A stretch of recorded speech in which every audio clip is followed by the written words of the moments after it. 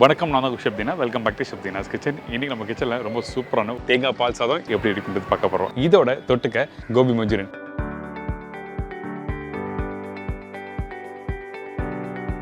இப்போ நம்ம ஃபஸ்ட்டு பார்க்க போகிறது தேங்காய் பால் சாதத்துக்கு தேவையான பொருட்கள் ஃபஸ்ட்டு பார்த்தலாமா? பாஸ்மதி ரைஸ் 250 கிராம், தேங்காய் 4 to 5 பத்தை, மீடியம் சைஸ் வெங்காயம் 3 நம்பர், மீடியம் சைஸ் தக்காளி 2 நம்பர், பச்சை மிளகாய் 3 to 4 நம்பர், இஞ்சி பூண்டு பேஸ்ட் 1 டேபிள் ஸ்பூன், சோம்பு 1/2 டீஸ்பூன், முழு கரம் மசாலா தாளிப்புக்கு தேவையான அளவு, கொத்தமல்லி கார்னிஷ்க்கு தேவையான அளவு, உப்பு டு டேஸ்ட், ஆயில் சமைக்கிறதுக்கு தேவையான அளவு. இதாங்க இந்த ரெசிபிக்கு தேவையான பொருட்கள். இந்த தேங்காய் பால் சாதம் பண்ணுறதுக்கு நம்ம என்ன பண்ணுறோம்னா ஃபர்ஸ்ட் தேங்காய் பால் எடுக்க போகிறோம். அதனால நான் சொன்ன குவான்டிட்டி தேங்காவை ரஃபாக கட் பண்ணிட்டு வாஷ் பண்ணுறேங்க. வாஷ் பண்ணி முடிச்ச பிறகு கரெக்டாக 3/4 கிளாஸ் அளவுக்கு தண்ணி ஊற்றிருக்கேன். அதாவது குவான்டிட்டிக்கு ஏற்ற மாதிரி நீங்கள் கொஞ்சம் தண்ணி கம்மியாகவும் இல்லை கொஞ்சம் அதிகமாகும். அதனால் நான் சொன்ன குவான்டிட்டிக்கு கரெக்டாக 3/4 கிளாஸ் அளவுக்கு தண்ணி ஊற்றுங்க. ஊற்றின பிறகு தேங்காவை நல்லா அரைச்சிருங்க. அரைச்சி முடித்த பிறகு அந்த பாலை நல்லா எடுத்துடுறோம். ஏங்கிட்டனா அந்த அரிசிக்கு 1க்கு 1.25 தண்ணி ஊற்றுவோம். அதனால இந்த இடத்துல நம்ம என்ன பண்ணுறோம்னா 3/4 கிளாஸ் தண்ணி ஊற்றி நம்ம தேங்காய் பாலை எடுத்துடுறோம். இப்போ நல்லா கரைச்சி எடுத்துருங்க. நல்லா கரைச்சி எடுத்திங்கன்னா அந்த தேங்காய் பால் நல்லா இறங்கிடும். அதுக்கப்புறம் அந்த திப்பி அப்படியே இருக்கும். திப்பி தனியாக எடுத்து அவுட் பண்ணுறேங்க. முடிஞ்ச அளவுக்கு நல்லா கெட்டியாக எடுத்துக்கணும். ரொம்ப தண்ணி ஆக்க வேண்டாம். இதுக்கு பிறகு நம்ம என்ன பண்ண போகிறோம் கேட்டிங்கன்னா குக்கரில் தேவையான அளவுக்கு எண்ணெய் ஊற்றுறோம். அதாவது தாளிப்புக்கு தேவையான அளவுக்கு. இந்த ரெசிபி 2 விதமாக பண்ணலாம். அதாவது வெங்காயம், பட்டை, லவங்கம், ஏலக்காய் எல்லாத்தையும் போட்டுட்டு நீங்கள் தண்ணி ஊற்றிட்டு அரிசியை போட்டு பண்ணலாம். அப்படி இல்லைன்னா இந்த மாதிரி மெத்தட்லையும் பண்ணலாம். தேவையான அளவுக்கு எண்ணெய் ஊற்றிருக்கோம் பார்த்தீங்களா? அந்த எண்ணெய் சூடான உடனே பட்டை, லவங்கம், ஏலக்காய், பிரிஞ்சி எல்லாம் போட்டிருக்கோம். கொஞ்சம் நல்லா பொரிஞ்சு வர டைமில் சோம்பு போடுங்க. சோம்பு போட்ட பிறகு நம்ம என்ன பண்ணுறோம், கட் பண்ணி வச்சுருக்க வெங்காயம். பர்டிகுலராக வெங்காயம் நான் எந்த மாதிரி கட் பண்ணியிருக்கேன் கேட்டிங்கன்னா, நீங்கள் வீட்டில் தயிர் பச்சரிக்கை கட் பண்ணி பார்த்தீங்களா, அதாவது 1/2 கட் பண்ணி ஸ்லைஸ் பண்ணி போடுங்க பார்த்தீங்களா, அந்த மாதிரி தான் கட் பண்ணி போட்டிருக்கேன். இதுக்கு பிறகு காரத்துக்கு ஏற்ற மாதிரி ஒரு 3 to 4 பச்சை மிளகாய் போடலாம். உங்களுக்கு காரம் அதிகமாக வேணால் இன்னும் 2 பச்சை மிளகாய் சேர்த்துக்கலாம். இதான் விஷயம், வேறு எதுவுமே இல்லை. இப்போது இந்த வெங்காயம் வதங்குற பக்குவம் என்ன கேட்டிங்கன்னா, கரெக்டாக ஒரு 30 to 40% அளவுக்கு வதங்கினா மட்டுமே போதும். அதுக்கு பிறகு அரைச்சி வச்சுருக்க இஞ்சி பூண்டு பேஸ்ட்டு போடுறோம்.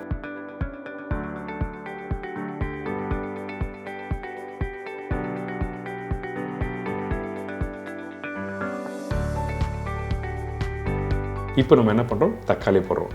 இந்த தக்காளி போட்ட பிறகு வதக்கக்கூடாது. தக்காளி அதே டைமில் 1/4 இல்லை 1/6 கட் பண்ணி போட்டிருக்கேன். ஏன் கேட்டிங்கன்னா, இந்த ப்ரிப்பரேஷன் நீங்கள் முடிச்சு வரும்போது அந்த தக்காளி அப்படியே முழுசாக இருந்தால் நல்லாயிருக்கும், பார்க்குறதுக்கும் சாப்பிட்றதுக்கும் நல்லாயிருக்கும். அதனால தான் தக்காளி அப்படியே போட்டிருக்கேன். அதுக்கு பிறகு கொஞ்சம் கொத்தமல்லி, உப்பு இதெல்லாம் போட்டு நல்லா மிக்ஸ் பண்ணிவிட்டு ஊற வச்ச பாஸ்மதி ரைஸை இந்த இடத்துல போடுறோம். இந்த அரிசியை இந்த ப்ரிப்பரேஷன் பண்ணுறதுக்கு முன்னாடி கரெக்டாக 20 நிமிஷத்துக்கு முன்னாடி ஊற வச்சுருக்கேன். ஊற வச்ச இந்த பாஸ்மதி ரைஸை நல்லா வாஷ் பண்ணிட்டு ஸ்டெயின் பண்ணி இதில் போட ஆரம்பிச்சிருக்கோம். போட்ட பிறகு அந்த தாளிப்போட போட்டு 2 வாட்டி நல்லா மிக்ஸ் பண்ணுங்கள்.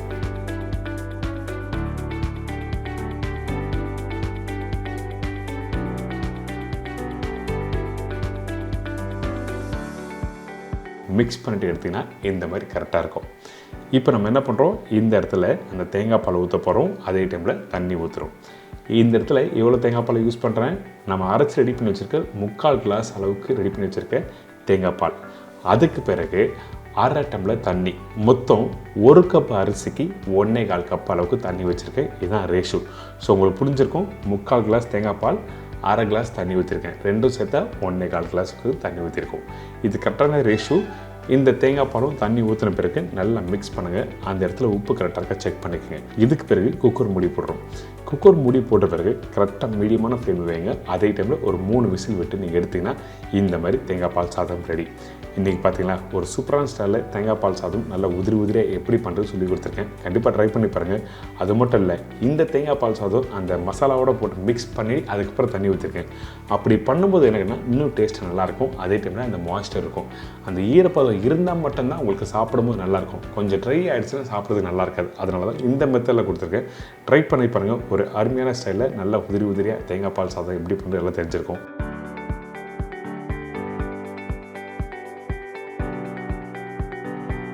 இதோட கோபி மஞ்சூரியன் எப்படி பண்ணுறது பார்க்க போகிறோம்.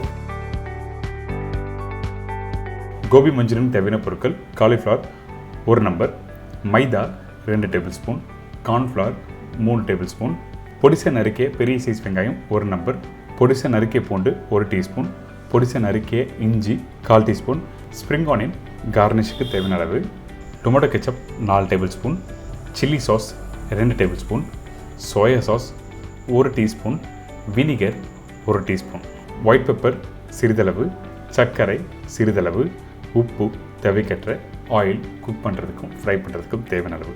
இதுதாங்க இந்த ப்ரிப்பரேஷன் தேவையான பொருட்கள். ஃபஸ்ட்டு நம்ம என்ன பண்ணுறோம் கேட்டிங்கன்னா, இந்த கோபி மஞ்சூரியனுக்கு பேட்டர் போட்டு ஃப்ரை பண்ண ஆரம்பிக்க போகிறோம். அதுக்கு முன்னாடி இந்த காலிஃப்ளவர் நல்லா கட் பண்ணிவிட்டு சுடு தண்ணியில் போட்டு எடுத்துருங்க. எடுத்திங்கன்னா இந்த மாதிரி க்ளீன் ஆகி நீட்டாக வந்துடும்.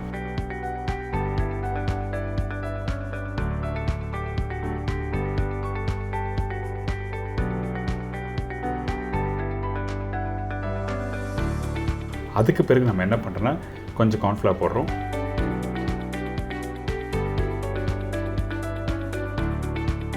அதுக்கப்புறம் மைதா போட ஆரம்பிக்கிறோம்.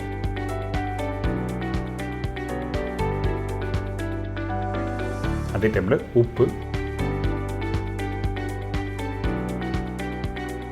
ஒயிட் பெப்பர்,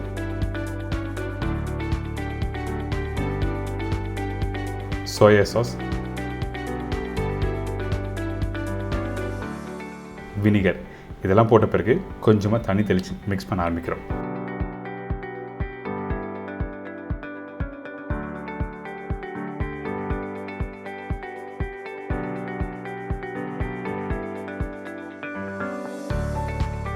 இந்த இடத்துல அந்த காலிஃப்ளவர் மிக்ஸ் பண்ணும்போது அதிகமான தண்ணி ஊற்றி இந்த பஜ்ஜி மாவு மிக்ஸ் பண்ணுற மாதிரி இருக்கக்கூடாது. அந்த காலிஃப்ளவர், மைதா, கார்ன்ஃப்ளவர் எல்லாமே டுகெதர் மிக்ஸ் ஆகிருக்கணும்.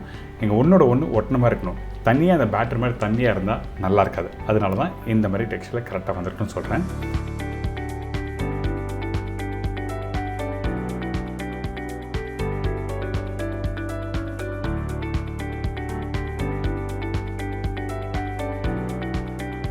இதுக்கு பிறகு இந்த எண்ணெய் கடை சூடாக இருக்கா, 1 by 1 போட்டு ஃப்ரை பண்ண ஆரம்பிச்சிருங்க.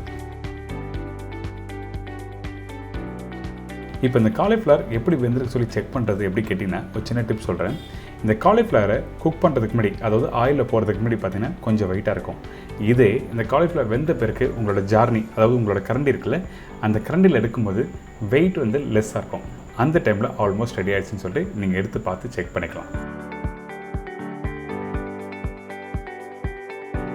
அதே டைமில் இந்த மேரினேஷன் பண்ணும்போது சோயா சாஸ் அதிகமாக போட்டிங்கன்னா கலர் மாறிடும். அதனால் ஜஸ்ட் ட்ராப் மட்டும் போட்டால் போதும். அதிகமாக ட்ராப் போட்டு மிக்ஸ் பண்ணினா உங்களுக்கு கலர் வராது. இந்த மாதிரி இப்போ இந்த காலிஃப்ளவர் ரெடி ஆயிடுச்சு. இதுக்கப்புறம் நம்ம என்ன பண்ணுறோம், இதை அப்படியே இன்னொரு பவுலில் மாற்றி வச்சுரும். இதுக்கப்புறம் சாஸ் எப்படி ரெடி பண்ணுறது பார்க்கலாம். ஒரு பேனில் ஒரு 3-4 டேபிள் ஸ்பூன் எண்ணெய் ஊற்றிருக்கேன். இந்த எண்ணெய் சூடான பிறகு பொடிசாக கட் பண்ணி வச்சுருக்க பூண்டு, அதுக்கப்புறம் இஞ்சியோட அளவு வந்து கம்மியாக தான் இருக்கணும், அதிகமாக வேண்டாம். பூண்டு 1 டீஸ்பூன் சொல்லியிருக்கேன், அந்த அளவு கரெக்டாக இருக்கும். இதுக்கு பிறகு இந்த மஞ்சூரியனுக்கு வெங்காயம் ரொம்ப இம்பார்ட்டன்ட். அதனால் நல்ல பொடிசாக கட் பண்ணி வச்சுருக்கேன். இந்த வெங்காயத்தை இதில் போட்டிருக்கேன்.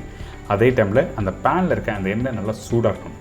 ஏன் சூடாக இருக்கணும்னு கேட்டிங்கன்னா, அந்த வெங்காயம் போட்ட உடனே வதங்கணும், க்ரன்ச்சியாக இருக்கணும். அதே டைமில் அந்த வெங்காயம் ரொம்ப ஸ்லோ ஃப்ளேமில் வச்சு நீங்கள் வதக்குனா அந்த டெக்ஸ்சர் கொடுக்காது. அதனால தான் ஹை ஃப்ளேமில் வச்சு டாஸ் பண்ண சொல்கிறேன். இப்போ இந்த வெங்காயம் ரெடி ஆகிடுச்சா, இதுக்கு பிறகு நம்மக்கிட்ட இருக்க எல்லா சாஸும் இதில் ஊற்றி நல்லா மிக்ஸ் பண்ண ஆரம்பிக்கிறோம். ஃபஸ்ட்டு டொமேட்டோ கெச்சப் போட்டிருக்கேன். அதுக்கப்புறம் சில்லி சாஸ் போட்டிருக்கோம். சோயா சாஸ், வினிகர் போட்டிருக்கேன்.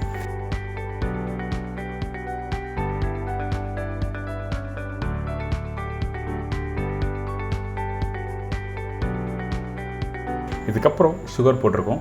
நீங்கள் சுகரை யூஸ் பண்ணும்போது அந்த டேஸ்ட் உங்களுக்கு தெரிஞ்சு நீங்கள் யூஸ் பண்ண ரொம்ப நல்லாயிருக்கும். அதாவது இனிப்புத்தன்மை மைல்டாக இருக்கணும், அதுக்கேற்ற மாதிரி நீங்கள் போட்டுக்கலாம்.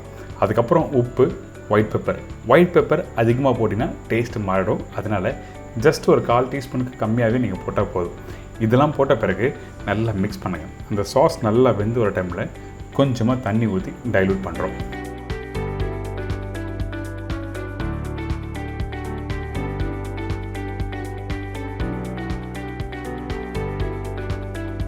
இதுக்கப்புறம் திருப்பி குக் பண்ண ஆரம்பிக்கிறோம். இந்த இடத்துல நம்ம என்ன பண்ணுறோன்னா, கார்ன்ஃப்ளவர் பேட்டர் இதில் ஆட் பண்ணுறோம். அதாவது 1 டேபிள் ஸ்பூன் அளவுக்கு கார்ன்ஃப்ளவர் எடுத்துக்கோங்க. அதில் கொஞ்சமாக தண்ணி ஊற்றி நல்லா மிக்ஸ் பண்ணுங்கள். அதில் 1/2 டீஸ்பூன் அளவுக்கு நீங்கள் இதில் போட்டால் போதும். ரொம்ப அதிகமாக போட்டிங்கன்னா அந்த சாஸ் வந்து களி மாதிரி ஆகிடும். அதனால் 1/2 டீஸ்பூன் அளவுக்கு போட்டால் மட்டுமே போதும். இதுக்கு பிறகு ஃப்ரை பண்ணி வச்சுருக்க அந்த காலிஃப்ளவர், ஸ்ப்ரிங் ஆனியன் போட்டு நல்லா மிக்ஸ் பண்ணி எடுத்து சர்வ் பண்ணால் ஒரு அருமையான கோபி மஞ்சூரியன் ரெடி.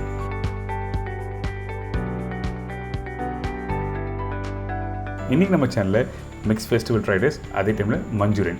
சண்டே டைமில் ஒரு அல்டிமேட்டான ஒரு வெஸ்டர்ன் ப்ரிப்பரேஷன் பண்ணுச்சிங்கன்னா அந்த டைமில் இந்த மாதிரி ரெசிபி ட்ரை பண்ணி பார்க்கலாம். என்ஜாய் பண்ணுங்கள்.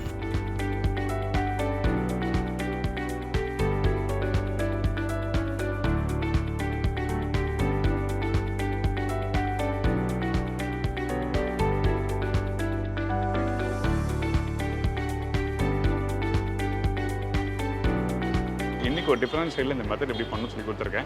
உங்கள் எல்லாருக்கும் ரொம்ப பிடிச்சிட்டு நினைக்கிறேன். மறக்காமல் ஃபீட்பேக் கொடுங்க. இதே மாதிரி நாளைக்கு இன்னொரு சூப்பர் ரெசிபி நினைக்கிறேன். நன்றி, வணக்கம். See you, bye-bye, take care.